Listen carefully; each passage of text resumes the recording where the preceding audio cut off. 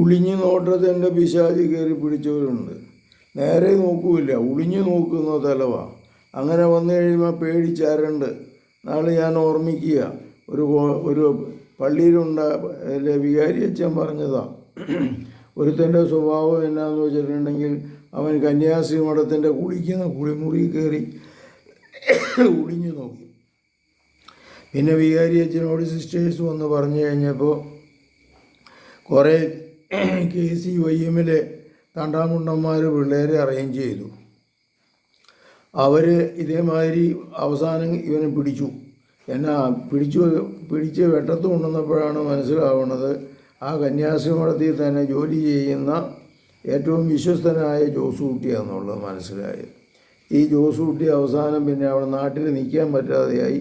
നാട്ടുകാരെല്ലാം അറിഞ്ഞ് എൻ്റെ അടുത്ത് കൊണ്ടുവന്ന് 3 മാസം വരെ നിർത്തി. എന്നിട്ട് ഇവിടെ വന്നിട്ട് ഇവനും കുഴപ്പമൊപ്പിച്ചു. ഞാൻ നോക്കണപ്പോൾ ഒരു കടലാസ് എടുത്തിട്ട് അതിന് തുളയിട്ടിട്ട് ഇവിടെ വരുന്ന ചെടുത്തിമാരെ നോക്കുക. ഞാൻ ചോദിച്ചു, എൻ്റെ മോനെ നിനക്ക് നേരെ നോക്കാൻ പാടില്ല. എല്ലാ അതിനൊരു സുഖമില്ല, ഈ ദ്വാരത്തിലൂടെ നോക്കിയാൽ ഈ തുളയക്കട നോക്കിയാൽ അത് സുഖമുള്ളൂ എന്ന്. ഇതൊരു പ്രത്യേക മാനസിക അവസ്ഥയാണ്.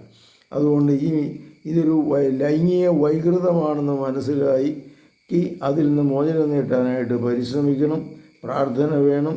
ചിലപ്പോൾ വേണ്ടി വന്ന അമിതമായ ചിന്തയാണെങ്കിൽ അതിന് മരുന്നും കൂടെ കൊടുക്കേണ്ടി വരും. ഇങ്ങനെയുള്ള മക്കളെ പലരും എൻ്റെ അടുത്ത് കൊണ്ടുവന്ന് രക്ഷപ്പെടുത്തിയിട്ടുണ്ട്. താല്പര്യമുള്ളവർ അല്ലെങ്കിൽ ഇങ്ങനെയുള്ള പ്രശ്നങ്ങളുള്ളവർക്ക് വിളിക്കാം. 9447465414.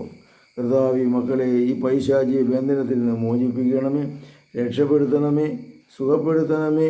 പരിശുദ്ധ പരമദിവ്യകാരുണ്യത്തിന് നേരവും ആരാധനയും സ്തുതിയും പുകഴ്ചയും ഉണ്ടായിരിക്കട്ടെ. ഈശോ മിശിഹായ്ക്കും സ്തുതിയായിരിക്കട്ടെ.